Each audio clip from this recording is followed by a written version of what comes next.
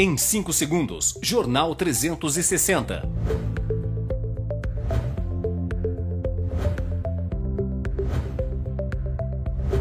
Oferecimento Café Beduíno. Descubra o sabor marcante do café beduíno.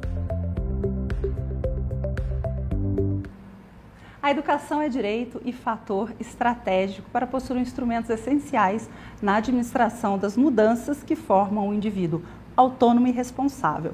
É o meio para chegar à compreensão de si mesmo e do mundo. A educação não impõe, mas propõe oportunidades e caminhos para poder se movimentar em uma sociedade em constante mudança. Somente com uma visão ampla da realidade e o conhecimento aprofundado, nos tornamos livres nas próprias escolhas. Que a luta pela educação siga independente das barreiras políticas e econômicas e o ensino de qualidade seja uma realidade, não apenas uma utopia para qualquer pessoa. Democracia se faz com garantia igualitária dos direitos humanos, dentre os quais está a garantia à educação. No programa de hoje, Maria Helena Braga, secretária municipal de Educação, e Dr. Claudiomir Silva Santos, coordenador de curso do ensino à distância do Instituto Federal do Sul de Minas. Está no ar o Jornal 360.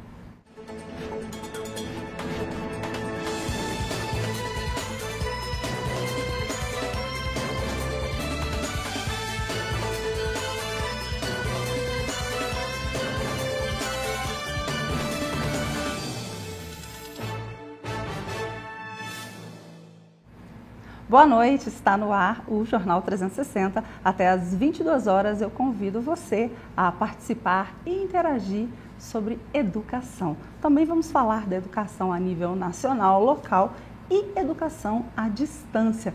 E quem vem falar um pouquinho sobre esse assunto para a gente é o doutor, que também é professor, Claudiomir Silva Santos. Seja bem-vindo, professor. Prazer receber aqui na TV Voz. Muito boa noite, eu que agradeço o convite. Muito bom ter você aqui com a gente, até mesmo porque acabou de acontecer na nossa cidade um congresso internacional de ensino à distância. A gente vai falar sobre esse e outros assuntos. E o crescimento aí da educação à distância é uma realidade cada vez mais presente na nossa sociedade. Seja no Brasil ou seja em outros países, por exemplo, aí Europa, Estados Unidos e Austrália, ele tem crescido cada vez mais. E nós sediamos a 25ª edição desse Congresso Educacional, que foi realizado pela ABED, que é a Associação Brasileira de Educação à Distância. A nossa equipe de reportagem esteve no local. Acompanhe com a gente. O objetivo deste evento é fortalecer cada vez mais e discutir o crescimento da educação à distância com mais qualidade e cada vez mais estar presente na sociedade, seja no Brasil ou em outros países. É um congresso internacional relevante, um dos maiores eventos de educação à distância do Brasil, trazendo convidados do exterior e aproveitando muito, né, da prata da casa, daqueles que publicam, escrevem e compartilham seu conhecimento. O encontro visa apresentar novidades e inovações do setor aos profissionais, pesquisadores, acadêmicos da área de educação à distância. Para quem trabalha com educação à distância, é imprescindível participar desse congresso. Ele já tem um quarto de século, 25 anos, sempre trazendo profissionais de ponta, e esse trabalho sempre... essa divulgação é fundamental para que os educadores se atualizem e busquem pesquisar e melhorar a área de educação à distância. Neste ano, em especial, nós estamos discutindo sobre o hibridismo na educação, no processo de ensino-aprendizagem. O que significa isso, né? É uma convergência entre as modalidades presencial e à distância, pensando uma educação mais flexível nas modalidades de quanto tempo de presencialidade, quanto tempo em recursos virtuais geram uma boa aprendizagem para diferentes cursos, para diferentes perfis de estudantes também. Confesso para vocês que eu já estava batendo um papo aqui com o professor enquanto você acompanhava a matéria, e eu disse que fiquei impressionado da adesão, um número muito grande de participantes. E você comentava que era a primeira vez que acontecia aqui, não é isso, professor? É a primeira vez que o Congresso de Educação à Distância vem para Minas Gerais. Ah, para Minas Gerais? Para Minas Gerais. Que era aqui para o sul de Minas, para você. Não, é a primeira vez que o Congresso vem para o estado de Minas e tivemos a grata satisfação de ser escolhido aqui o sul de Minas e especificamente a cidade de Poços de Caldas. E quantos participantes no Então, é um congresso grande, né? Nós chamamos de um congresso de grande porte. nós tivemos 2.235 congressistas, né, de todos os estados do Brasil, e de 9 países também estiveram presentes nesse congresso, que ele é uma versão internacional, né? Podemos dizer que, além de ser o maior congresso do Brasil, é um dos maiores do mundo quando se trabalha na modalidade de educação à distância. E, inclusive, o presidente comentou aí no finzinho da matéria, e aí eu vou aproveitar essa deixa e perguntar, quais foram essas abordagens híbridas no ensino que ele cita e na aprendizagem que o ensino à distância veio debater? O que se trata essas abordagens híbridas? O que de diferente foi debatido no evento? Então, é um congresso de educação à distância, né? Tem trabalhado muito a questão da parte híbrida, a parte de metodologias ativas, né? E muito atrelado à tecnologia, né? A educação à distância hoje é uma realidade, ela veio para ficar, né? A gente não pode, de maneira nenhuma, achar que a educação à distância ela veio para competir com o ensino presencial, pelo contrário. E uma vez que nós estamos aí um avanço muito grande em tecnologias, essas abordagens híbridas, né, novas metodologias de ensino, elas se fazem necessárias na inserção, não só na educação à distância, mas também na educação presencial, né? Nós temos que sempre trabalharmos juntos, né? Sempre com o EAD e o presencial.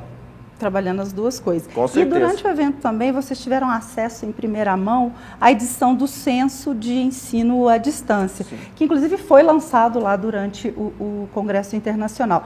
Qual é a efetiva expansão da educação à distância no Brasil? Então, hoje, no nosso país, né, a educação à distância teve um crescimento de aproximadamente 20% nos últimos anos, que é um valor considerável. Certo. E aproximadamente nós estamos hoje com 8 milhões e 300 mil matrículas no país, né? Quase chegando a 8,3 milhões de matrículas. 8 milhões e 300 mil matrículas. Provavelmente hoje, né, esse censo ele não reflete ainda o ano de 2019, provavelmente nós estamos chegando aí a 9 milhões de matrículas, com certeza. Este censo, como a gente sempre sabe, é relacionado ao ano anterior. Isso, então, com certeza, esse número já ultrapassou. Já há uma ascendência. Mas é um número bastante considerável. Se nós formos observar, esse número de matrícula aí, ele pode ser, alguns países não têm essa quantidade de habitantes, como nós temos aí matrícula de educação à distância. E ao que você atribui esse número tão expressivo? Eu acho que nós estamos num novo momento, né? Eu acho que a flexibilidade, as pessoas hoje trabalham muito, né? E eu acho que a modalidade à distância, as pessoas fazem o seu tempo, né? Estudam em casa, de acordo com os seus horários disponíveis, né? De acordo com o seu trabalho. Eu acho que a flexibilidade é o grande aparato aí para fazer um crescimento tão espantoso mesmo, né, da questão da EAD no Brasil. Você me contou aqui, enquanto o pessoal acompanhava a matéria, professor, que faz 5 anos que você acompanha este congresso que a ABED realiza. Nesses 5 anos, o que mudou? O que é, assim, gritante que você enxerga um antes e depois dentro do ensino à distância? Eu acho a qualidade, né? Eu já participei de 5 congressos e também já fiz 3 cursos de educação à distância, né? Eu tenho 2 graduações e tenho alguns licenciaturas também que eu fiz para algumas universidades. Eu acho que a qualidade aumentou demais, né? Hoje, a qualidade do ensino à distância ou a qualidade dos professores que muitas vezes acompanham? Eu acho que foi basicamente os dois. Eu acho que a qualidade em todos os aspectos talvez que chama atenção por expandir, né? Eu acho que quando tem qualidade, quando está dando certo, realmente faz com que o ensino à distância hoje, né, seja uma realidade, né, e está muito próximo de nós aqui, que realmente veio para ficar. A gente tem que trabalharmos em conjunto. Você comentou, e eu concordo, que hoje no mundo as pessoas estão cada vez mais sem tempo, né? Estamos sempre correndo e queremos consumir conteúdo cada vez mais rápido. E um dos grandes desafios do ensino à distância é a disciplina do aluno para se dedicar ao estudo. Ele tem que ter a disciplina própria para poder dedicar. Como saber, como medir, quanto tempo é necessário para gerar essa aprendizagem? Então, isso daí é muito particular de cada um, né? Mas apesar de ser flexível, tem que ser disciplinado, né? Então, como os cursos têm qualidades, então se você não tiver uma disciplina de tempo, né, deixar ao longo da semana algumas horas do seu horário disponível para você estudar, realmente tem-se muita dificuldade em acompanhar, porque são cursos de alta qualidade. Então, a disciplina é o ponto-chave. Uma vez que você é disciplinado com o seu horário, você consegue fazer tudo muito dentro da sua realidade. Mas isso hoje não é muito a realidade, né, professor? Não. Hoje a gente conseguir administrar o tempo, fazer sobrar tempo, ter disciplina de horário, é cada vez mais difícil. Você percebe que isso também melhorou? As pessoas estão mais disciplinadas em relação ao ensino à distância? Eu falo por mim, eu terminei uma graduação de Ciências Biológicas agora há pouco tempo, uma universidade muito boa de educação à distância, e se você não dedicar e não tiver disciplina de tempo, você não conclui. Então, aquela disciplina, como a gente é lá atrás, os vestibulandos que para todo dia, estudar um pouquinho, nesse sentido mesmo. Isso, tem que fazer as atividades, tem uns prazos, né? São muito fechadinhos os prazos, porque é um curso de qualidade. Então, assim, as pessoas que buscam também já sabem disso. Então, se a pessoa for buscar um curso de educação à distância, achar que é um curso fácil e não se dedicar e não tiver disciplina, com certeza não vai ter êxito. Você acredita que o ensino à distância contribuiu para que pessoas que já tivessem uma formação ou que na época não conseguiram finalizar a sua formação voltassem a estudar devido ao ensino à distância? Vocês têm algum número em relação a isso? Então, números assim, a gente não consegue mensurar esses números com muitos detalhes, né? Mas a gente percebe... Mas o que você percebe? Eu percebo ensinando? assim, eu falo por mim, né? Sim? Eu sempre quis fazer biologia. Então, acho que a educação à distância me oportunizou a fazer o curso de Ciências Biológicas. Mesmo depois de alguma formação que você já sim. tivesse já no mercado de trabalho, você teve a oportunidade de voltar a estudar. Você acha que o ensino à distância contribui para isso? Com certeza, porque você tem lá, de acordo com a sua disponibilidade horária, o seu tempo, você consegue fazer o curso, né?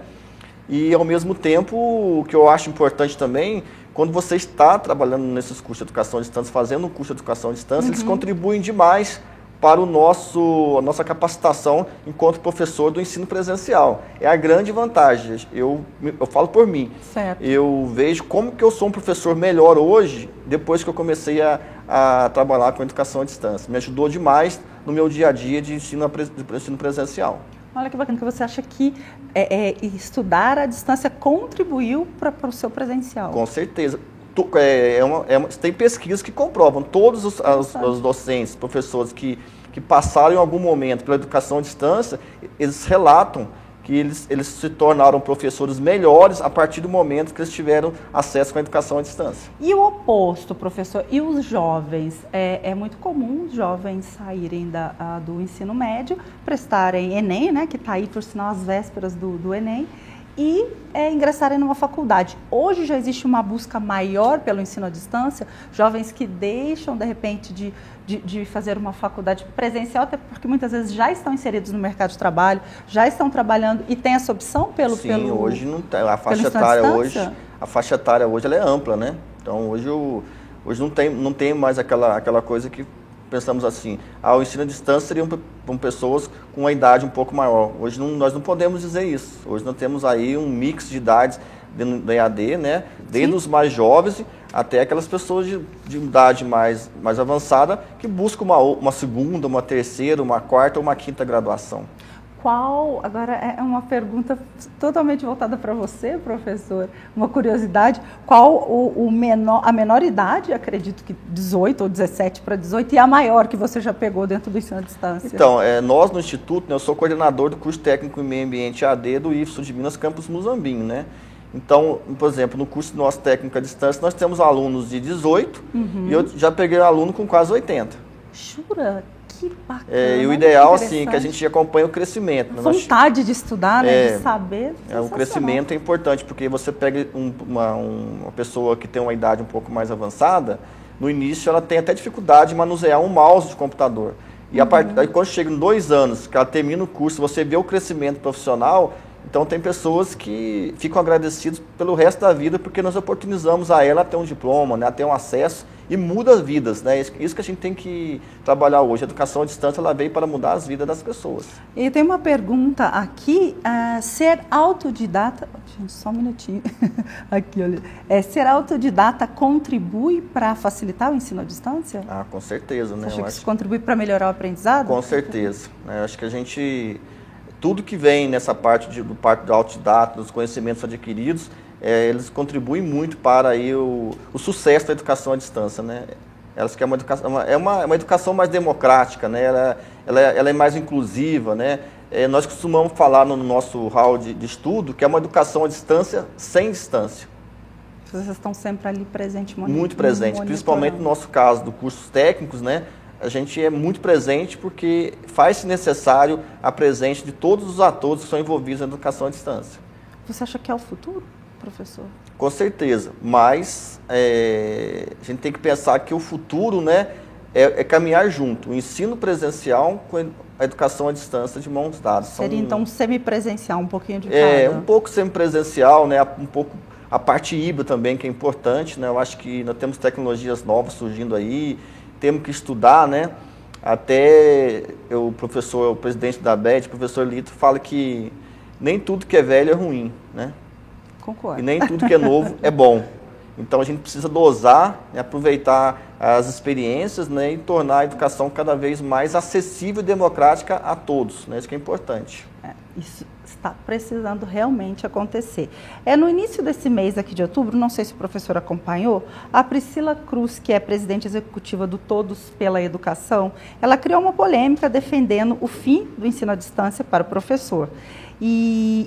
Segundo as palavras dela, abre aspas, o ensino à distância está estrangulando o país ao despejar profissionais despreparados nas redes de ensino, num contexto em que mesmo os cursos de pedagogia presenciais estão longe de formar adequadamente os professores. Fecha aspas. Qual a leitura que você faz sobre essa colocação de uma presidente executiva do Todos pela Educação? Eu concordo muito, né, porque eu trabalho com educação à distância desde 2002, né? E nós, quanto instituição pública, né, fazemos uma educação à distância de muita qualidade. Então eu tenho, no caso, os nossos feedbacks que nós temos dos nossos profissionais que formaram nos cursos EADs, eles estão totalmente o contrário do que foi dito pela pesquisadora, né? Eu, particularmente, sou totalmente contra. Apesar de ser coordenador de curso à distância, sou professor do ensino presencial e dou aula no curso à distância, porque eu faço questão de todo semestre dar uma disciplina no curso à distância. Não concordo, não. Eu acho que essa questão de malformação, de mal profissional, ela existe em todas as modalidades. Não podemos rotular a educação à distância com isso jamais. Então, para a gente finalizar esse bloco, professor, o que você acha que devem aprender ou devem acrescentar os futuros professores que vêm chegando no mercado? Eu acho que a capacitação, né? Eu falo que eu não paro de estudar. Então, terminei o doutorado, vamos terminar outros cursos, temos que capacitar, temos que ter leitura. Eu acho que o grande problema nosso no Brasil, especificamente, é a falta da leitura, né? A gente não tem o hábito da leitura. E a gente, é muito claro, a pessoa que não lê, né, ela realmente tem uma dificuldade muito grande. Eu acho que se nós investirmos mais em educação, né, principalmente voltado para uma leitura, e fomentar que essa leitura chegue a todos, com certeza a gente vai ter professores bem mais capacitados. Um grande problema é esse, mas não podemos rotular jamais que isso é responsabilidade do curso à distância, isso não pode. Eu concordo e até faço uma colocação, não adianta você cobrar uma leitura do seu filho se você não lê. Os nossos filhos, aqueles que estão sob os nossos cuidados, fazem aquilo que a gente faz, não aquilo que a gente manda fazer. Então leia, para que seu filho possa ler, criar o hábito da leitura também. Professor, eu vou fazer um breve intervalo, você volta comigo daqui a pouquinho. No próximo intervalo eu converso com a secretária de Educação, a Maria Helena Braga, e no último bloco juntamos todo mundo, atendo as suas perguntas, sempre com a pauta Educação. Volta em instantes.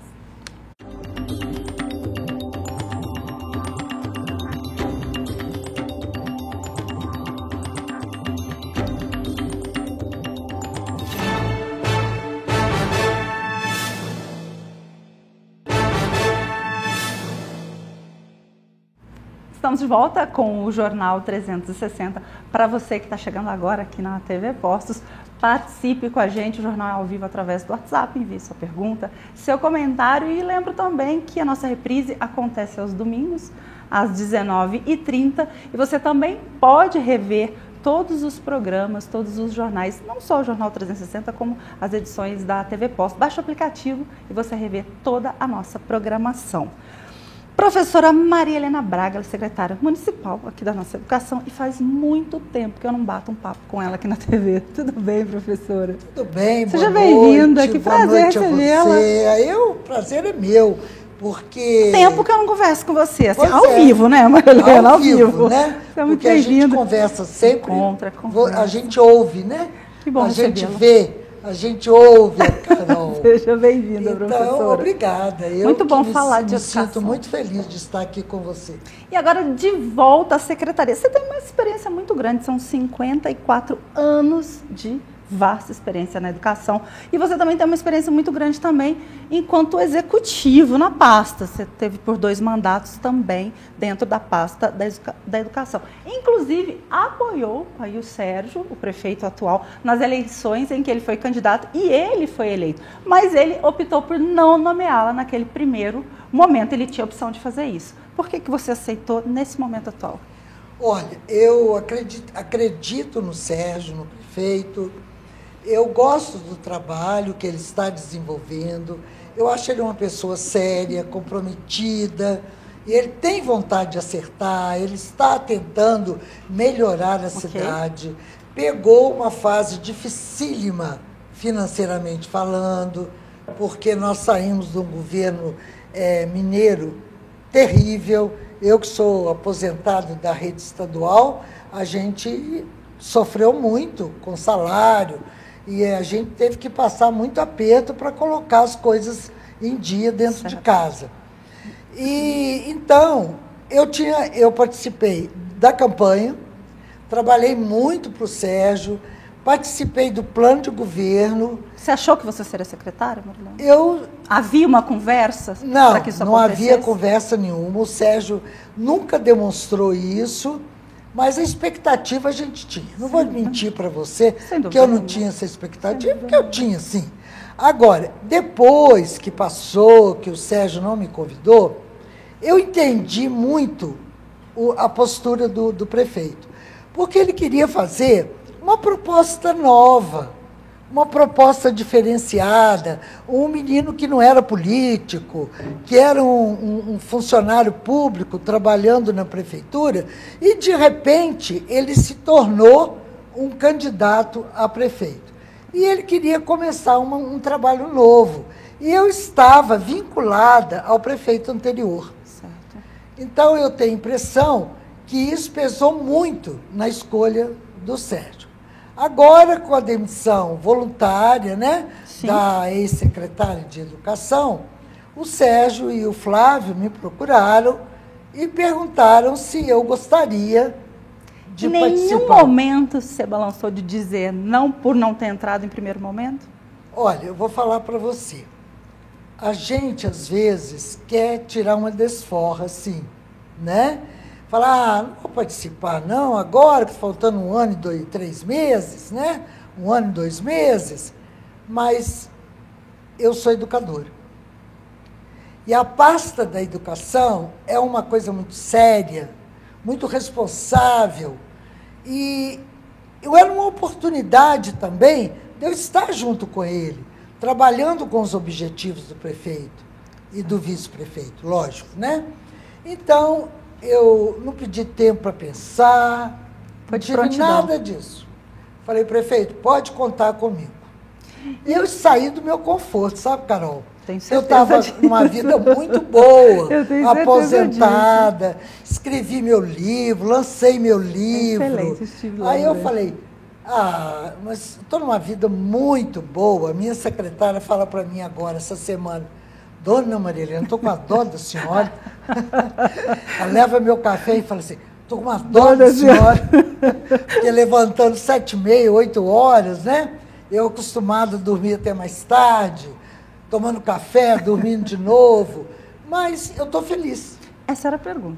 Você gosta da educação? O executivo enche seus olhos? Eu gosto do executivo. Certo. Eu não gosto de legislativo. Eu gosto do executivo, onde você tem o poder de decisão. E o prefeito foi muito elegante. Ele disse para mim, olha, eu confio no seu trabalho, pode fazer, toda semana a gente se encontra, e eu não vou fazer nada sem falar com o prefeito primeiro, e vou trabalhando, já estabeleci a meta de trabalho com Chegou ele. chegando, Marilene? Cheguei chegando. É o meu jeito, né? Marilene, como é que assumir uma pasta já com projetos em andamento? Você vai dar continuidade ao que já estava acontecendo com a ex-secretária? Você vai fazer alguma mudança na equipe? Olha, a mudança na equipe é natural. Já estou fazendo, já praticamente a secretaria já está montada, certo, com a minha cara, com o meu jeito de ser. Tudo aquilo que é bom deve ser continuado. Okay. Tudo aquilo, amanhã eu tenho reunião com os diretores, tudo aquilo que os diretores propuseram, certo, ou que fizeram a proposta amanhã, eu vou acatar. Claro, que é bom, a gente continua. Se está dando certo. Se está dando certo, a gente continua. Pena que não é sempre assim na política, viu? Nós estamos vivendo na prefeitura um momento difícil, um momento de ter cuidado com o financeiro. Ano que vem é o último ano do governo, sim, é um ano de prestar contas. É um ano eleitoral também. É um ano eleitoral, então a gente precisa ter muito cuidado, muita parcimônia para levantar os gastos na educação. Você sabe que a educação é um investimento caro para o prefeito, mas é um investimento que dá retorno, é um investimento para o futuro. Eu já li muita coisa que diz que educação não é investimento, que a educação é garantia. Sem dúvida, né? Sem dúvida. E a democracia tem que garantir isso na nossa educação. Tem que garantir, e nós vamos trabalhar dentro das condições da nossa prefeitura, que a nossa prefeitura, se Deus quiser, agora está começando a melhorar, e agora com o novo ex-governador, ele vai pagar os fundos, né, de educação, e ele estava tudo atrasado, certo, então ele está de boa vontade. Inclusive o nosso salário, eu que sou funcionário do Estado e vivo com o meu salário de aposentadoria, sim, então a gente passou muito aperto, recebendo 3 vezes no mês, as contas vencem todas no início do mês. Então, foi uma época muito difícil. Conta não atrasa, né, Marilene? Conta não atrasa, né? Uma coisa, e a minha conta menina, não atrasa. E a minha menina, que toma conta da parte financeira da casa, chegava assim, dia 19, 20, ela falava, ó, pé no freio. Paramos porque você sabe, a casa da gente é desse sem jeito, dúvida, né? Marilene. Então, agora eu acredito que o prefeito vai ter uma chance de respirar. Me fala uma coisa, você acabou de assumir a pasta, você já consegue ter uma visão aí da maior demanda educacional do nosso município? A maior demanda educacional do nosso município é a educação infantil. Certo. Nós estamos fazendo o fluxograma essa semana das unidades de educação infantil. Até ontem, nós já tínhamos levantado mais de 400 vagas nas escolas, certo, com o fluxograma para o ano que vem. Nas escolas da educação infantil, que são 6, as creches, né, certo, entre parênteses. E nós estamos trabalhando com os coordenadores para que, dentro da capacidade de cada unidade, de acordo com a metragem da sala, de acordo com a quantidade de funcionários, okay, de pessoas que trabalham naquela unidade, nós possamos atender o máximo de crianças possível. Você acha que para o ano que vem a gente vai ter mais vagas? Nós vamos ter mais vagas, nós vamos caminhar bastante na lista única que tem na secretaria. Sem dúvida é uma das coisas que a população pede, né? Mais pede, nenhuma, a educação infantil. A mãe precisa trabalhar. Agora, no ensino fundamental, é o contrário. Os alunos têm diminuído, porque cada vez mais as famílias estão tendo menos filhos. Verdade. Faz sentido.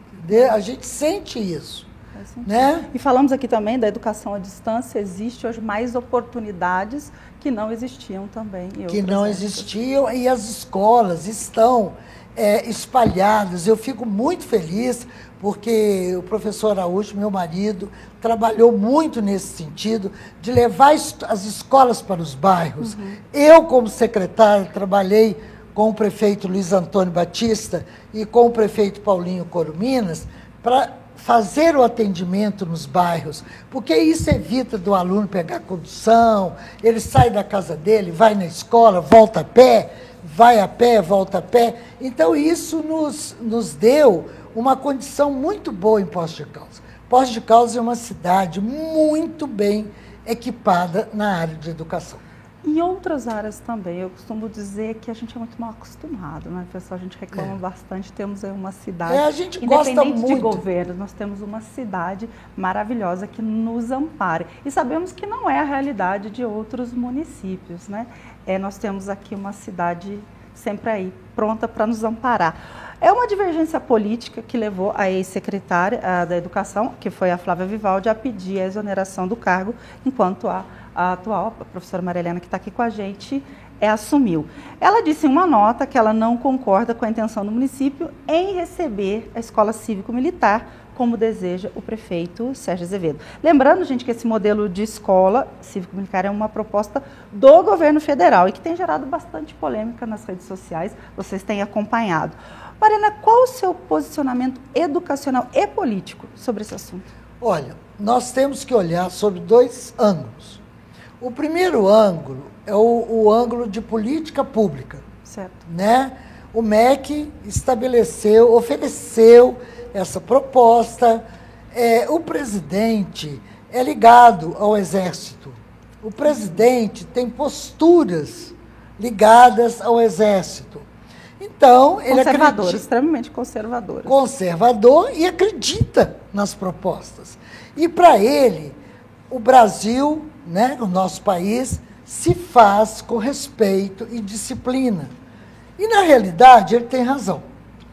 E, agora, sob o ângulo pedagógico, realmente o militar não tem formação adequada para trabalhar com a parte pedagógica. E, nesta parte, a escola cívico-militar não vai interferir. Você é contra?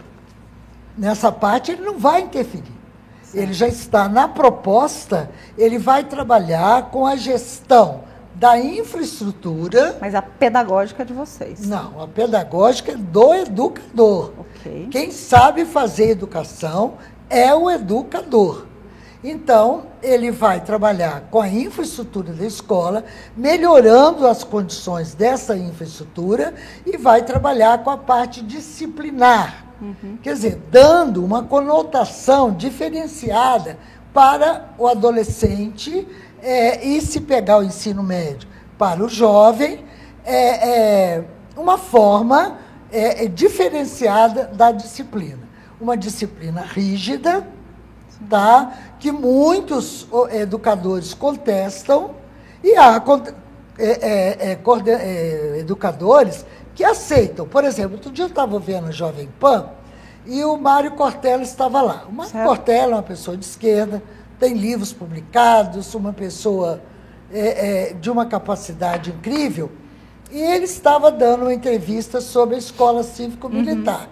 Então, ele disse o seguinte: nós temos que ouvir aquilo que as pessoas pensam.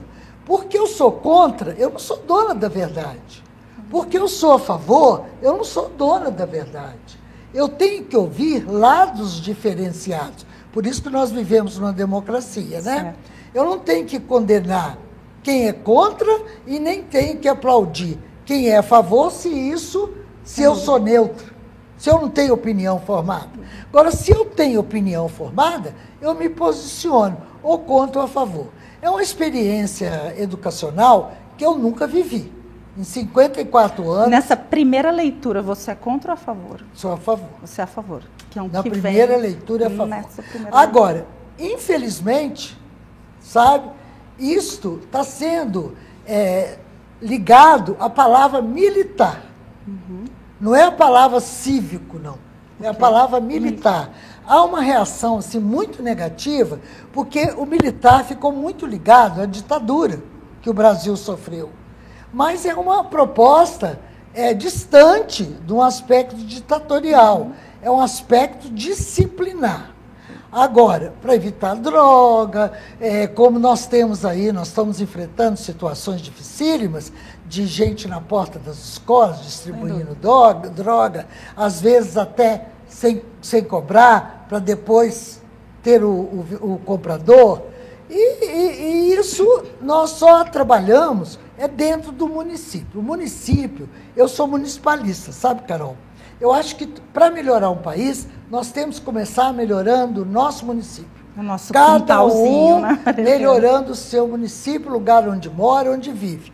E é uma experiência que eu nunca vivi. Posso depois dizer, gente, isso não dá certo, Em 54 anos educacionais, você nunca viveu essa experiência? Nunca vivi. Mas está aberta para o novo? Estou aberta para o novo. Agora, se eu verificar que isso não é bom, eu seria a primeira a dizer. E essa é a minha próxima pergunta. Você contestaria se não estivesse sendo claro que sim. Bem-vindo ou não do Bem-vindo. jeito Agora, que deveria acontecer? Vamos verificar. Isso é bom para o município? Isso não foi bom para o município? Agora, eu vou dizer para você, acho muito difícil, eu não acho nem muito difícil, eu acho dificílimo Poços de Caldas ganhar uma escola cívico-militar. São 2 escolas para o Estado. Um Estado com mais de 800 municípios. Verdade. Como que esse governador vai gerenciar isso? Tem o Norte de Minas, tem a Grande BH, tem BH Capital.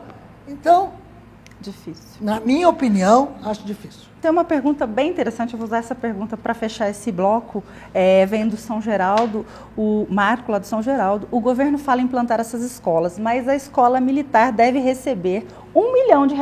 O problema para você é disciplina ou falta de dinheiro? Uma escola pública com recursos desses não seria melhor? Uma escola que recebesse por ano R$1.000, ela seria muito melhor. R$1 milhão. R$1 milhão é a verba, né? R$1 milhão. É dinheiro. Ela seria muito melhor na parte de infraestrutura e muito melhor na parte de atendimento aos alunos. Agora, dizer que só o dinheiro resolveria, não. Porque nós temos que trabalhar, como disse o professor do outro bloco, que nós temos que trabalhar com a formação do professor. E a formação do professor, ela é continuada. O professor não se forma com o curso que ele termina. Ele se forma na ação do professor. Tá certo, professor. Eu vou fazer um breve intervalo. Vou pedir ao professor Cláudio Almir para retornar. E agora a gente amplia um pouco nossa discussão sobre educação também a nível nacional. Participe com a gente, eu volto em instantes.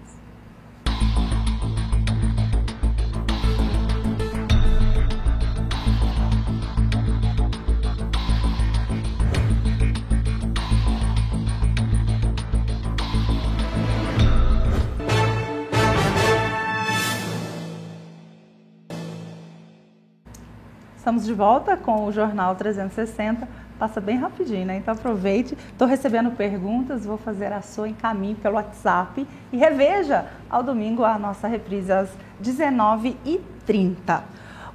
Agora eu estou de volta aqui com o professor Cláudio Almir, Maria Helena continua com a gente, ganhou até livros aí, né? Tem livros de presente, fique à vontade, Maria Helena. Achei a coisa mais bonita. Delícia que ganhar, né? Livro, coisa livro boa. Livro é livro, né? Com certeza. E antes da gente começar falando um pouquinho sobre a educação a nível nacional, a gente tem alguns números que são impressionantes, que o nosso sistema educacional brasileiro ele é gigante. Acompanhe pra gente, para vocês terem uma ideia, olha esses números. São 48,6 milhões de alunos, 617 maracanãs lotados, são 2,2 milhões de docentes. Olha aí, ó, se a gente tivesse um país só com os professores brasileiros, a população dele seria maior do que a de 94 países do mundo. E são mais de 184 mil escolas e 78,5% delas pertencem à rede pública. Impressiona. Mas é isso. Impressiona. A escola pública é a escola de respeito, é a escola que trabalha democraticamente, é a escola que dá ao aluno condições de ser um ser humano melhor, ser um ser humano do bem. E é isso que nós queremos, a melhor escola para os nossos meninos. Eu tenho mais números, professor. A situação educacional no país, ela enfrenta uma crise de aprendizagem. O Brasil avançou, sim, no atendimento escolar dos 4 aos 17 anos, mas ainda falta muito. Olha aí, ó, 96,4% das crianças e jovens estão na escola. Mas a gente ainda tem 1,5 milhão de brasileiros fora da escola. Também temos 75,9% dos jovens com 16 anos que concluíram o ensino fundamental, mas 1/4 dos jovens com 16 anos não concluíram esse ensino. E também temos aí que a cada 100 jovens brasileiros de 19 anos, 41 deles não concluíram o ensino médio. E aí minha pergunta vem para vocês dois, com toda essa experiência que vocês têm na educação, o professor Claudio Mir, além da educação à distância, também da aula presencial. Aula presencial, né, professor? Sim. O que impacta diretamente a aprendizagem? Como é que o país pode focar naquilo que impacta e fazer com que esses números realmente façam diferença no nosso país? Eu acho que é um conjunto de fatores, né? Passando, acho que pela base. Acho que nós temos que pensar primeiro também na questão familiar. Eu acho que já vem de todas as condições aí que porventura passam as famílias, né? Eu acho que a questão da base da família, eu acho que a formação da família é muito importante, né? Porque nós também não podemos transferir todas as responsabilidades para a escola. Eu acho que são tarefas de conjunto, né? Eu acho que a partir do momento em que a família também se sentir participante do processo, eu acho que a gente vai ter um avanço muito grande nesses números, né? Porque eu estou da área de engenharia também, eu acho que a gente tem que analisar os números por trás, né? A gente olhar números friamente, a gente comete muitos equívocos, né? Então eu creio que a questão desses números aí, ainda avançamos bastante, mas temos muito a avançar ainda. Eu acho que a gente tem que focar muito na questão de alcançar as metas, mas meta com qualidade. A gente não pode, de repente, querer atingir uma meta rapidamente, num curto espaço de tempo, e deixarmos a qualidade de lado, né? Eu acho que tem que caminhar junto. Você concorda, professora? Eu concordo plenamente com as palavras do professor e digo o seguinte: a escola não substitui a família.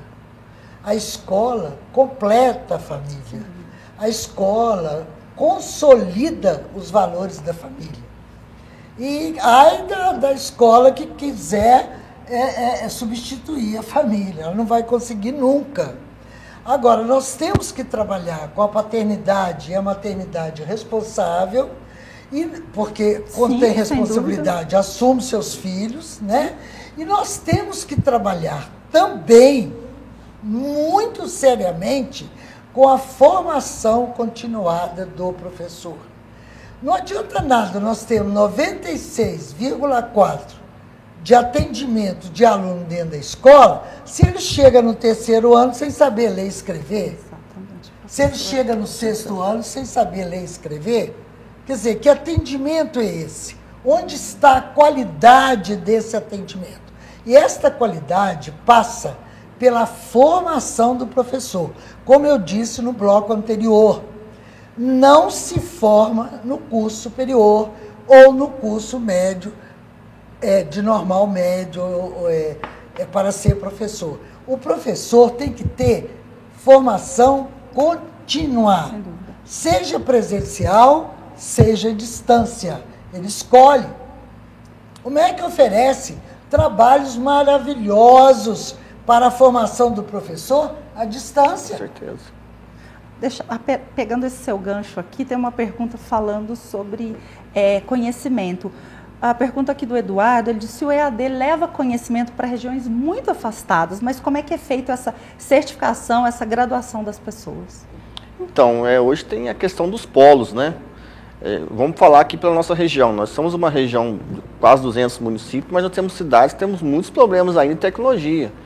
Então, a questão de você levar a certificação a esses cursos, né? Falando a nível de Instituto Federal, os nossos cursos todos são registrados. Nós temos conselhos que aprovam os nossos cursos, então a gente tem um padrão de qualidade. Então, não é simplesmente, vou abrir o curso XY e vou sair aí formando. Não, tem critérios, né? Esses cursos são avaliados, eles têm os PPCs, tem um quadro docente, tem toda uma legislação pertinente que só pode abrir o curso, só pode ofertar a partir do momento que eu atender as exigências do MEC, que, diga-se de passagem, são bastante rigorosas. São rigorosas e são, professor, estudadas, com certeza, discutidas, pesquisadas para se tomar uma posição. E quem está lá no MEC não é político.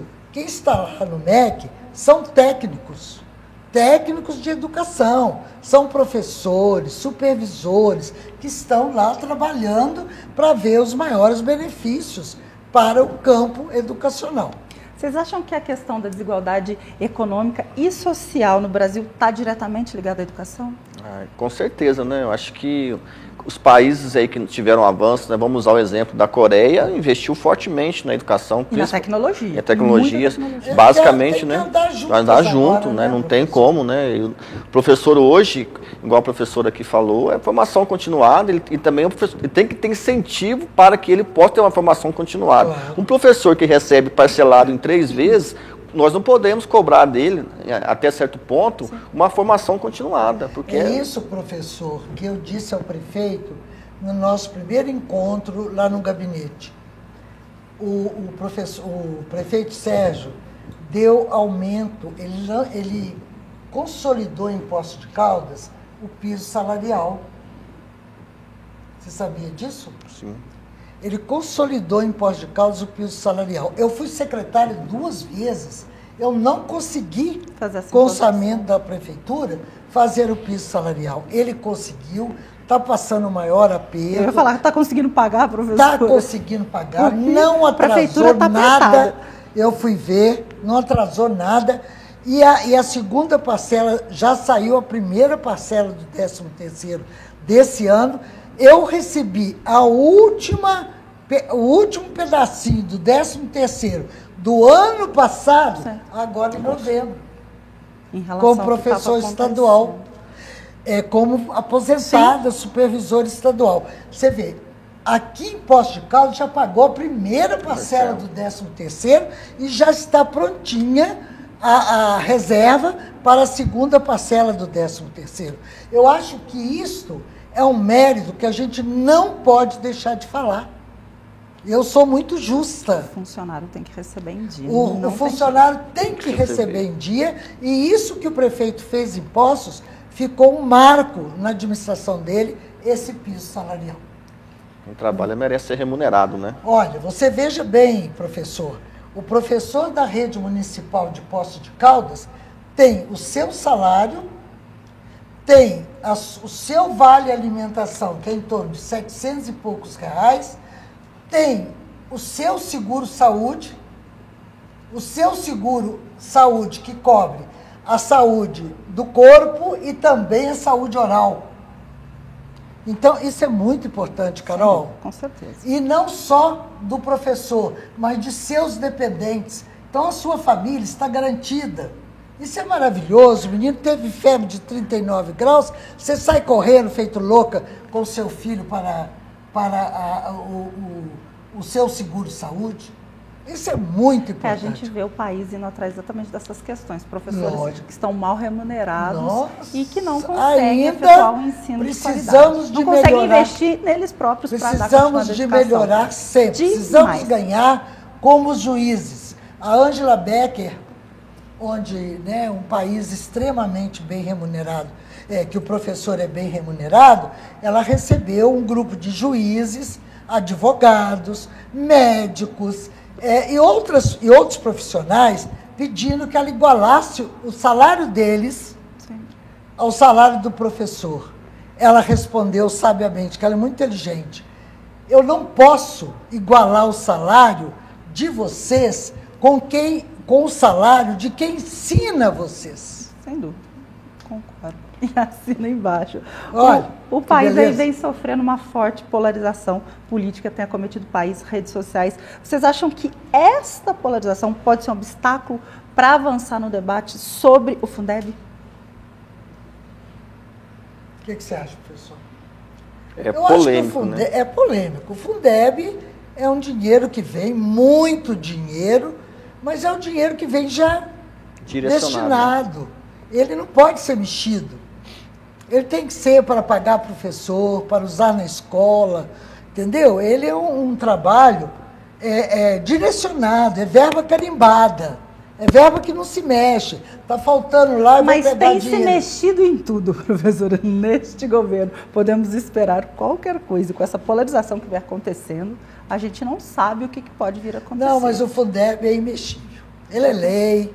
Tem uma lei federal, né? Tem uma lei federal e ele é verba carimbada, ele é destinado para isso. Por exemplo, faltou dinheiro na Secretaria tal, não pode pegar o dinheiro do Fundeb e cobrir lá. Não, o dinheiro do Fundeb é da educação.